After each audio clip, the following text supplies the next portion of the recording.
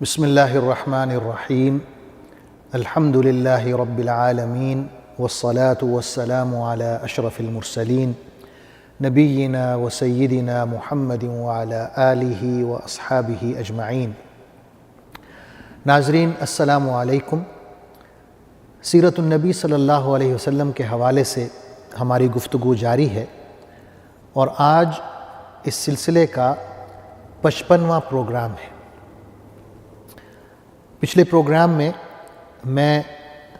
ان قبائل کا ذکر کر رہا تھا جنہوں نے حضور اکرم صلی اللہ علیہ وسلم کی طرف اپنے اپنے وفد بھیجے، اور ان میں ایک بہت مشہور وفد جو ہے قبیلہ نجران کا تھا، جو عیسائی قبیلہ تھا، اور میں نے ذکر کیا کہ کس طرح وہ آئے اور پھر کس طرح شروع میں انہوں نے اسلام کی دعوت سے انکار کیا،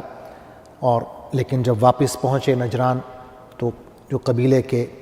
اس وفد کے جو سردار تھے وہ مسلمان ہو گئے، عاقب اور سید، اور پھر پورا جو شہر ہے نجران کا اور اس کے اطراف کی جو بستیاں ہیں وہ بھی مسلمان ہو گئیں۔ اس کے بعد جو اہم ترین وفد ہے وہ قبیلہ بنو حنیفہ کا ہے۔ یہ نجد کا قبیلہ ہے اور اس میں 17 لوگ موجود تھے، شامل تھے، جن میں مسیلمہ کذاب بھی تھا۔ تو یہ سارے لوگ مسلمان ہو جاتے ہیں سوائے مسیلمہ کے۔ یہ مسلمان نہیں ہوتا اور نہ ہی حضور صلی اللہ علیہ وسلم سے ملاقات کے لیے آتا ہے، بلکہ سامان کے ساتھ رک جاتا ہے۔ حضور صلی اللہ علیہ وسلم اس وفد کے آنے سے کچھ عرصہ پہلے ایک خواب بھی دیکھتے ہیں جس میں آپ صلی اللہ علیہ وسلم کو تمام دنیا کے خزانے دیے جاتے ہیں، اور آپ دیکھتے ہیں کہ آپ صلی اللہ علیہ وسلم کے ہاتھ میں سونے کے 2 کنگن آئے ہیں، اور ان کنگن کے آنے سے آپ صلی اللہ علیہ وسلم اپنے آپ کو غمگین محسوس کرتے ہیں۔ پھر وحی کے ذریعے اسی خواب میں ہی آپ صلی اللہ علیہ وسلم کو حکم دیا جاتا ہے کہ آپ یہ جو سونے کے کنگن ہیں ان پر پھونک ماریں۔ آپ پھونک مارتے ہیں تو وہ کنگن غائب ہو جاتے ہیں۔ حضور صلی اللہ علیہ وسلم اس خواب کی تعبیر اس طرح فرماتے ہیں کہ میرے بعد 2 شخص ایسے ہوں گے جو نبوت کا جھوٹا دعویٰ کریں گے۔ تو جب یہ وفد آتا ہے بنو حنیفہ کا اور اس میں سارے لوگ مسلمان ہو جاتے ہیں سوائے اس شخص کے، مسیلمہ کذاب کے، جو تکبر کا شکار ہوتا ہے، اور ساتھ میں اس کی ایک اور بھی خواہش ہوتی ہے، وہ یہ کہ یہ نبی بننا چاہتا ہے اور حضور صلی اللہ علیہ وسلم کے ساتھ امارت میں بھی، حکمرانی میں بھی شامل ہونا چاہتا ہے۔ حضور صلی اللہ علیہ وسلم اپنے ایک صحابی ثابت بن قیس رضی اللہ عنہ کو ساتھ لیتے ہیں اور مسیلمہ سے خود ملنے کے لیے تشریف لے جاتے ہیں۔ آپ صلی اللہ علیہ وسلم کے ہاتھ میں کھجور کی ایک ٹہنی ہوتی ہے، آپ اسے دین کی دعوت دیتے ہیں، تبلیغ کرتے ہیں۔ مسیلمہ کذاب جو ہے آپ صلی اللہ علیہ وسلم کی باتیں سننے کے بعد یوں کہتا ہے کہ اگر آپ کو منظور ہو تو ہم یوں کر سکتے ہیں کہ ابھی آپ حکومت کر لیں اور آپ کے بعد حکومت میں کروں، میں آپ کا خلیفہ بنوں۔ حضور صلی اللہ علیہ وسلم اس کھجور کی ٹہنی کی طرف اشارہ کرتے ہوئے فرماتے ہیں کہ اگر تم مجھ سے یہ ٹہنی بھی مانگو تو میں تمہیں یہ ٹہنی بھی نہیں دوں گا، اور جو فیصلہ اللہ نے تمہارے حق میں کیا ہے وہی نافذ العمل ہوگا۔ پھر آپ فرماتے ہیں کہ جو میں نے خواب دیکھا ہے مجھے یقین ہے کہ ان میں سے ایک شخص تم ہی ہو، اور آپ صلی اللہ علیہ وسلم اسے تنبیہ بھی کرتے ہیں کہ اگر تم نے پیٹھ دکھائی، دین سے انکار کیا تو تم تباہ و برباد ہو جاؤ گے۔ مسیلمہ جو ہے آپ صلی اللہ علیہ وسلم کی بات نہیں مانتا، تو آپ صلی اللہ علیہ وسلم حضرت ثابت بن قیس کو وہاں چھوڑ کر آ جاتے ہیں، فرماتے ہیں کہ اگر تمہارے پاس کوئی سوال ہو تو یہ میرے صحابی ہیں ثابت بن قیس،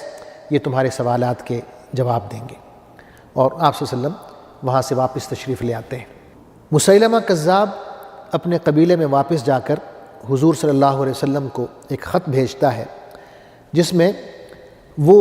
یہ کہتا ہے کہ مجھے آپ کے کام میں یعنی نبوت میں شریک کر دیا گیا ہے،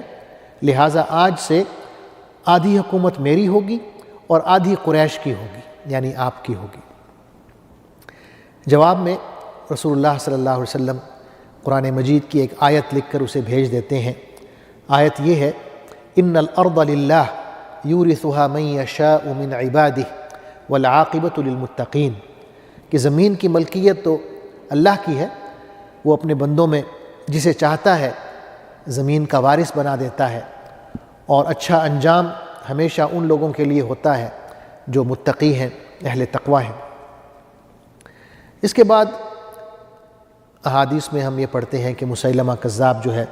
بہت بڑا لشکر تیار کرتا ہے، اور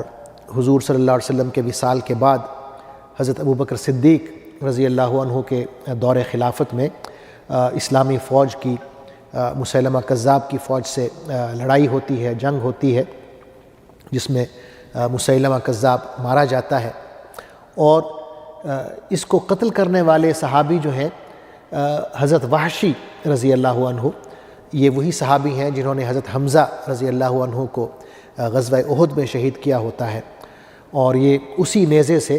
جس نیزے سے انہوں نے حضرت حمزہ کو شہید کیا ہوتا ہے، اسی نیزے سے وحشی کو قتل کرتے ہیں، اور اپنے تئیں ایک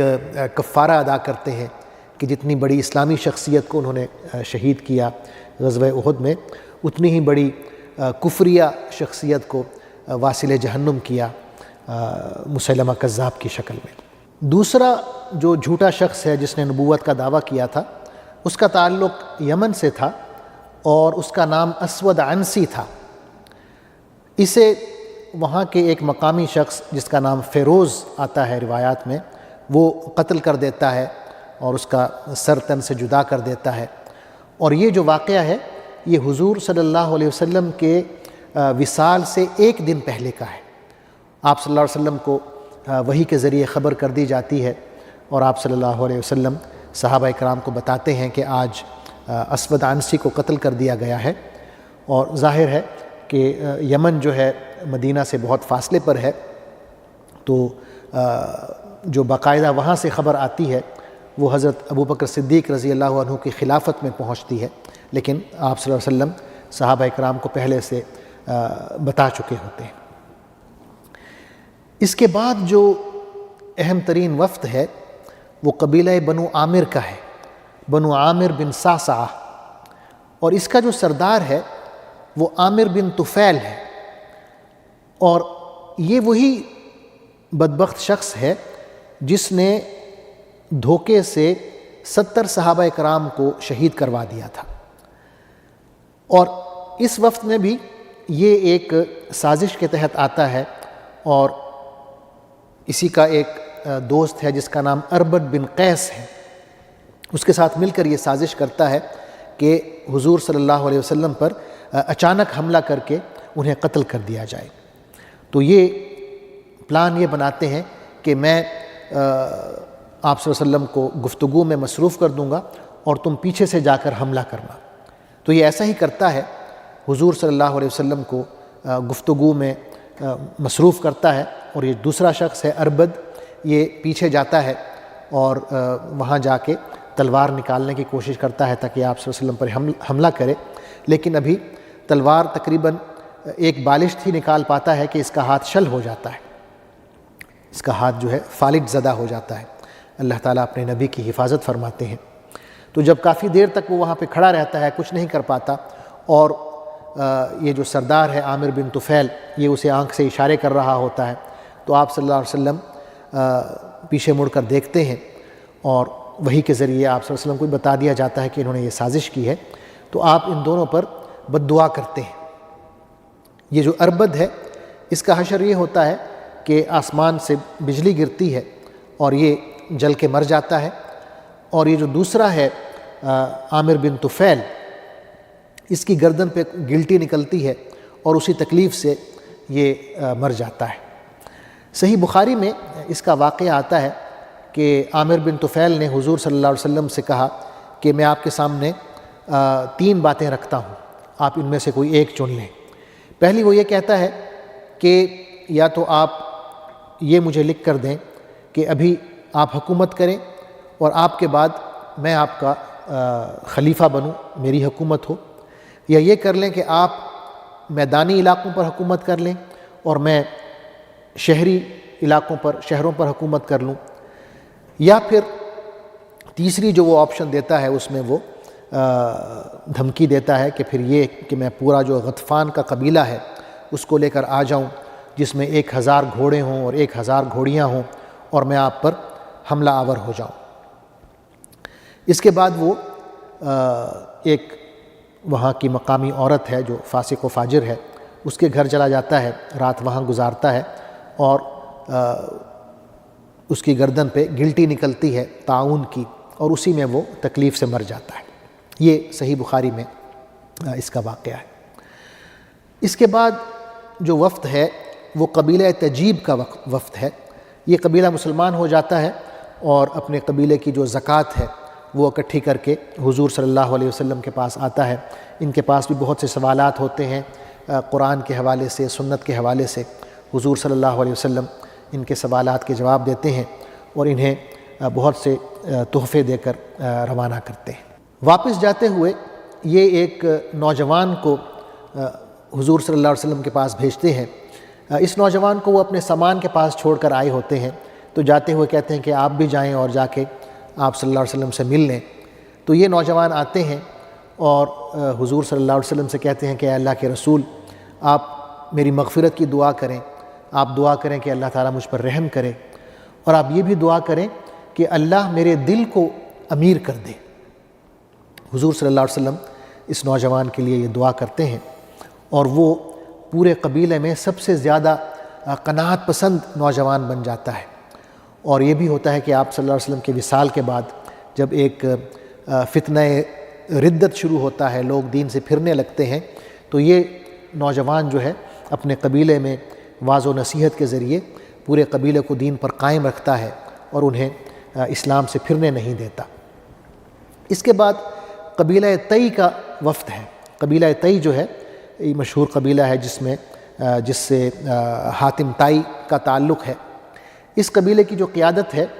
وہ ایک شخص ہیں زید الخیل، یہ کر رہے ہوتے ہیں۔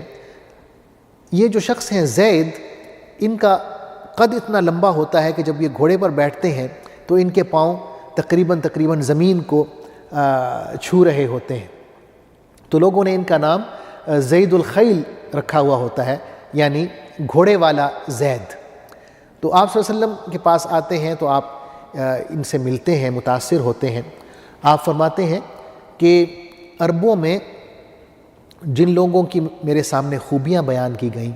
ان میں میں نے کسی کو ان خوبیوں کے برابر نہیں پایا، ان سے کم تر پایا،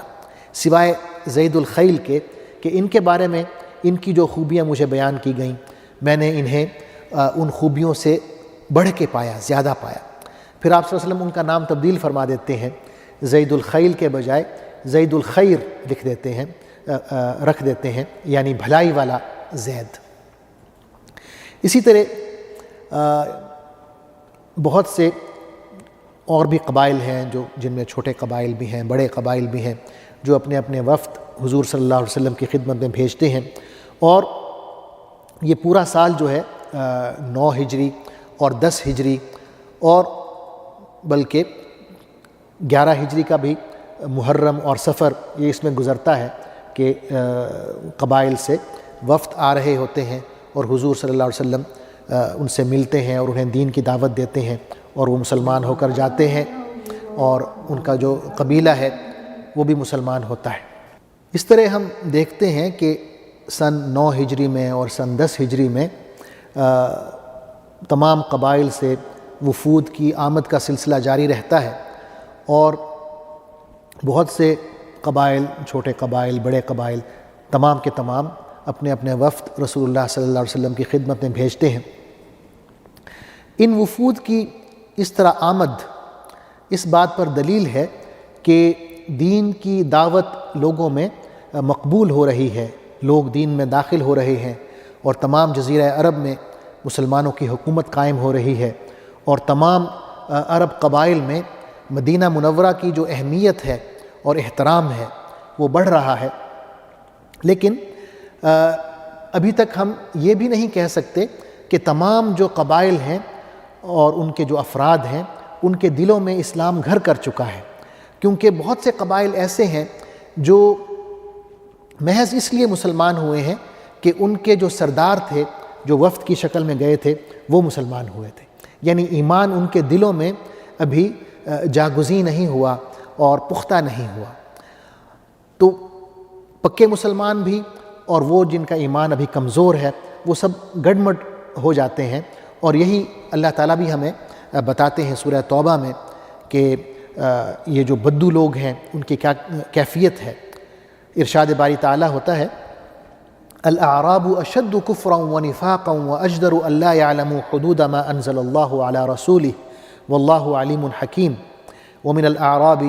من يتخذ ما ينفق مغرما ويتربص بكم الدوائر عليهم دائرة السوء والله سميع عليم ومن الاعراب من يؤمن بالله واليوم الآخر ويتخذ ما ينفق قربات عند الله وصلوات الرسول الا انها قربة لهم سيدخلهم الله في رحمته ان اللہ غفور الرحیم۔ اس کا ترجمہ یہ ہے کہ یہ بدو عرب کفر و نفاق میں زیادہ سخت ہیں، اور ان کے معاملے میں اس امر کے امکانات زیادہ ہیں کہ اس دین کی حدود سے ناواقف رہیں جو اللہ نے اپنے رسول صلی اللہ علیہ وسلم پر نازل کیا ہے۔ اللہ سب کچھ جانتا ہے اور حکیم و دانا ہے۔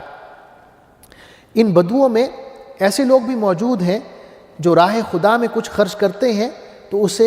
اپنے اوپر زبردستی کی چٹی سمجھتے ہیں، اور تمہارے حق میں زمانے کی گردشوں کا انتظار کر رہے ہوتے ہیں کہ تم کسی چکر میں پھنسو اور وہ اپنی گردن اس نظام سے چھڑوا لیں جس میں تم نے انہیں کس رکھا ہے، حالانکہ بدی کا چکر خود انہی پر مسلط ہے، اور اللہ سب کچھ جانتا ہے اور سنتا ہے۔ انہی بدوؤں میں کچھ لوگ ایسے بھی ہیں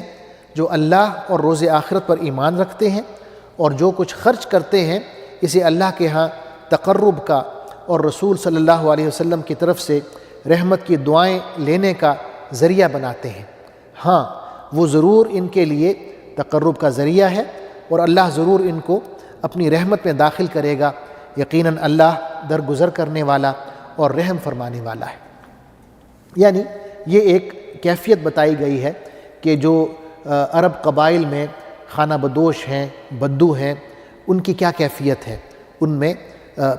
پختہ ایمان رکھنے والے بھی ہیں، اور ان میں ایسے بھی ہیں جو ابھی نئے نئے مسلمان ہوئے ہیں، اور ایمان ان کے دلوں میں ایمان نے ابھی گھر نہیں بنایا، جاگزین نہیں ہوا۔ اس کے برعکس جو لوگ شہروں میں آباد تھے، مکہ میں، مدینہ میں، یمن میں، طائف میں، بحرین میں یا عمان میں، ان کا ایمان جو ہے وہ بہتر تھا، زیادہ پختہ تھا، اور ان میں ہم دیکھتے ہیں کہ بہت سے صحابہ ایسے آئے ہیں جن کا تعلق ان جگہوں سے ہے، اور وہ اپنے ایمان میں پختہ رہے۔ اور جب آپ صلی اللہ علیہ وسلم کا وصال ہوا اور یہ فتنہ ردت شروع ہوا تو جو شہروں میں بسنے والے صحابہ تھے وہ اپنے دین پر قائم رہے، اور جہاں اس فتنے نے جڑیں پکڑیں وہ قبائل ہی تھے بدوؤں کے، جن کو ابھی مسلمان ہوئے بمشکل سال ڈیڑھ سال ہوا تھا، تو یہ اپنے دین سے پھرے، اور پھر ایک جنگوں کا سلسلہ شروع ہو جاتا ہے جسے حروب ردت کہتے ہیں، یعنی ردت کے فتنے کی جنگیں۔ تو ناظرین، آئندہ گفتگو میں انشاءاللہ میں حجۃ الوداع کا ذکر کروں گا، جو حضور اکرم صلی اللہ علیہ وسلم کا آخری حج ہے، جس میں آپ صلی اللہ علیہ وسلم نے لوگوں کو الوداع بھی کہا اور بتایا کہ اپنے دین کے جو احکامات ہیں مجھ سے لے لیں، کیونکہ عین ممکن ہے کہ اگلے سال میں آپ لوگوں کے درمیان موجود نہ ہوں۔ تو انشاءاللہ اگلے پروگرام میں ہم حجۃ الوداع کا ذکر کریں گے۔ تب تک کے لیے اجازت چاہتا ہوں۔ اللہ حافظ۔ السلام علیکم ورحمۃ اللہ وبرکاتہ۔